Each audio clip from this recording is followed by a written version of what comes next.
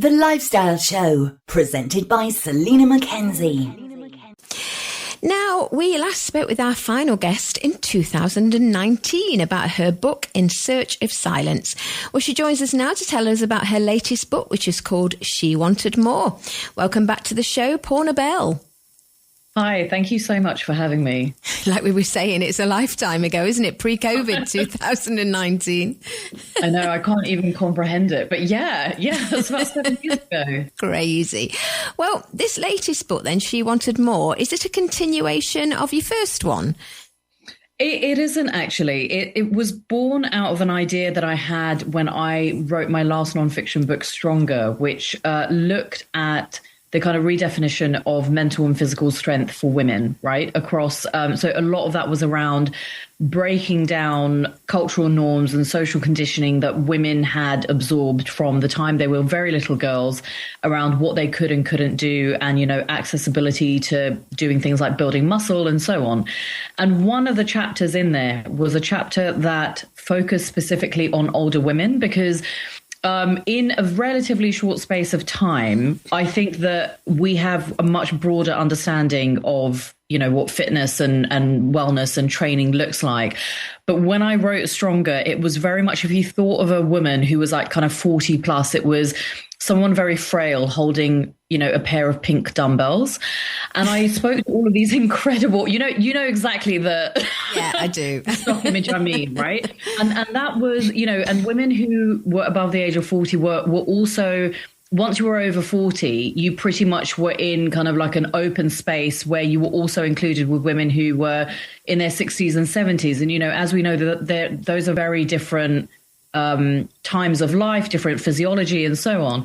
But those women that I interviewed for that chapter, I think completely changed what I thought about my own present and how I approached it, but also thinking ahead to what I actually thought getting older was and what the narrative was around that.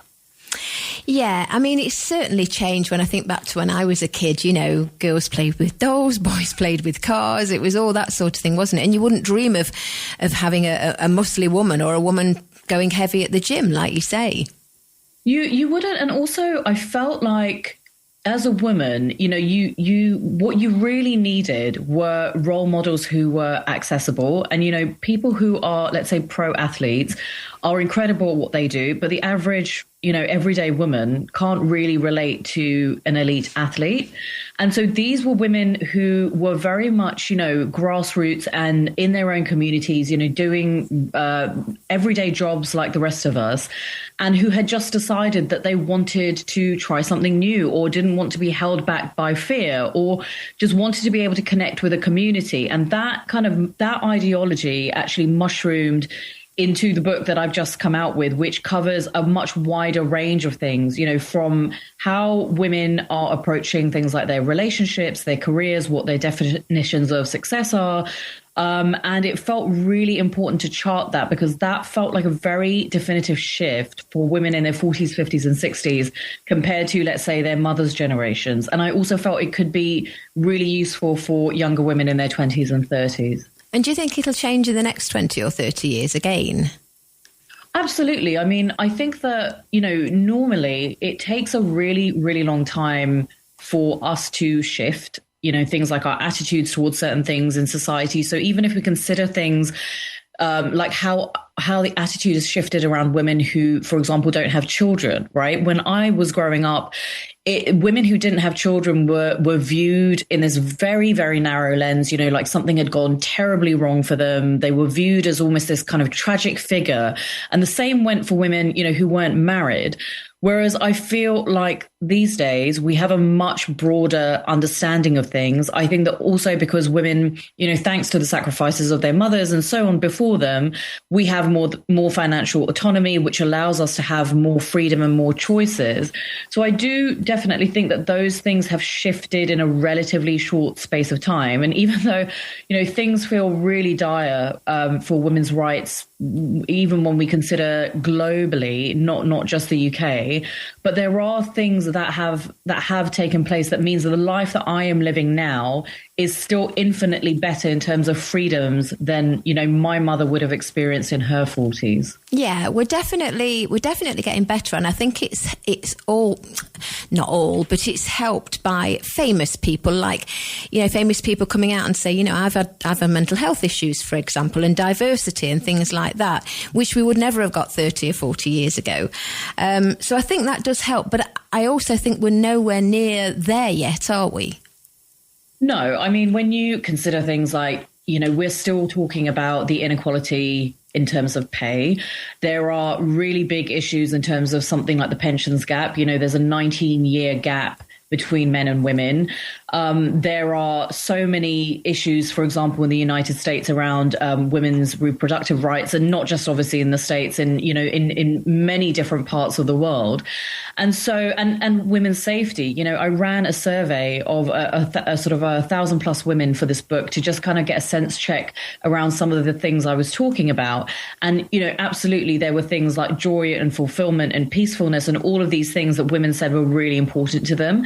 But the one that came up time and time again was around safety. And we definitely don't live anywhere near yet in a world where women feel particularly safe, whether that's, you know, going on public transport, walking down the street. And there isn't a sense of inequality in terms of what our experiences are between us and men.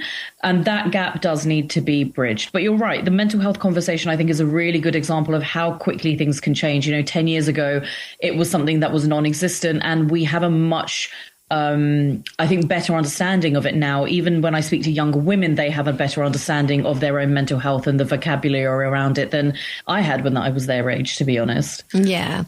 I mean, there's certainly, when you talk about equality, of course, the pay gap should be bridged. There are so many things that are unfair for women, but there are certain things that there are differences. There are physical differences between men and women. So a man walking down the street on his own in the dark isn't as dangerous in my eyes as a woman doing the same thing. I guess so. I mean, I think that, you know, I guess it comes down to what the source of that is, though, right? So I guess that is a much, much bigger topic, which is around questioning male violence towards women, for example. And that is still a really big issue. And in the UK, even though, you know, we've got sort of two conflicting sets of statistics in terms of, there's a statistic that says, you know, for example, a third of boys don't think that women's rights are an issue anymore. You know, they're not something that are particularly important. And on the other hand, you've got a very real statistic that violence against women and girls is rising in the UK. So there are things that I think are systemic in society that need to be addressed, that are much, you know, very complicated, and hopefully we will get somewhere around that.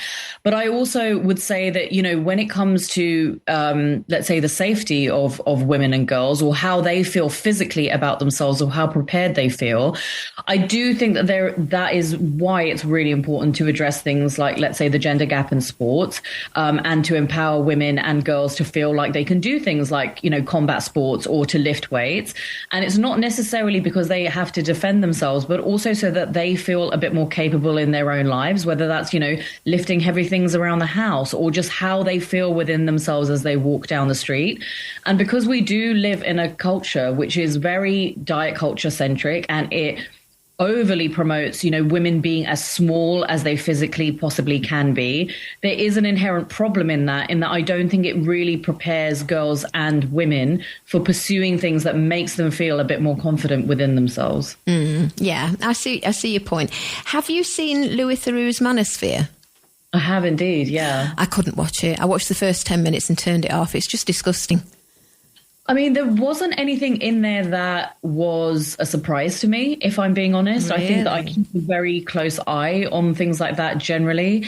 And I think that my overall takeaway from that was around fragility, really. I didn't feel, while there was obviously a really big problem in terms of, you see such a massive uptake in very young boys, you know, who are very susceptible and vulnerable to that kind of messaging. It did hit home to me how a lot of these people who work in the manosphere space do seem to be extremely fragile to me in terms of whether they either came from homes or childhoods that were, traumatic for them, or it's that they just didn't care about the messaging at all and they were just trying to make money. But there shouldn't really be anything in there that should be a shock to anyone, because I think that a lot of this stuff is things that we've known for a while now. I can't really comment because, like I said, I turned it off. I didn't watch more than 10 minutes. So probably if I'd have watched the whole lot, I've got a right to comment. But for the book, you interviewed people like Marianne Keyes and Mariella Frostrup. I did, yeah. It was really important to me to include voices of women, especially I would say in their late 50s to 60s. And the women, I didn't go into this with an expectation, but the women that I interviewed in their 60s it was the most wonderful experience, because I don't really know much about the experience of women, who are in their 60s. I know women in their 40s and 50s, and then there's my mother's generation who are, in their 70s and 80s, but they are living such vibrant, unapologetic lives. Someone like Marianne Keyes, who is such an enormously successful best-selling author, but a lot of the things that she said also resonated with, let's say, influencers that I spoke to, who were in the same age demographic. And they have this real surety, this real sense of self about like who they are, what they would like to do, but they don't do it in this. They don't do it in a dismissive way to other people, they're still able to be very kind and caring and compassionate, and also very, very passionate about their own energy levels and the things that they feel fiercely about, and also the importance of being kind to yourself and looking after yourself, especially as, a woman who may have been socially conditioned at that age to always take care of other people. That was an enormous message I got from them. And Mariella, as you know, obviously is such a huge advocate for everything across perimenopause and menopause, and she was hugely inspiring as well. I was just thinking about Marianne Keyes. She looks amazing. I didn't realise she was in her 60s. Yeah, I mean, yes, she does look amazing. But I also feel like she keeps abreast of lots of different things and people of different ages. And I think that that's how she ensures that she doesn't just exist in a little bubble with people who are the same age as her, just reflecting back the same views over and over again. Yeah. Well, you have written many books, both non-fiction and fiction. This one's your latest, is it? This is, yeah. It came out at the end of February. Congratulations. Well, for our listeners, it's called She Wanted More, Reimagine Your Future and Live by Your Rules. It's by Poorna Bell, who we're chatting to now. And as always, we're selling it on our website, TRE.radio. I know that you've got a website as well, Poorna. Do you want to give it out? Yeah, I mean, you can probably catch me on socials anywhere at Poorna Bell. Poorna Bell, P-O-O-R-N-A. Yeah. Well, let's not leave it another 7 years, hey, till we chat again. Thank you so much. My pleasure. You have a good day.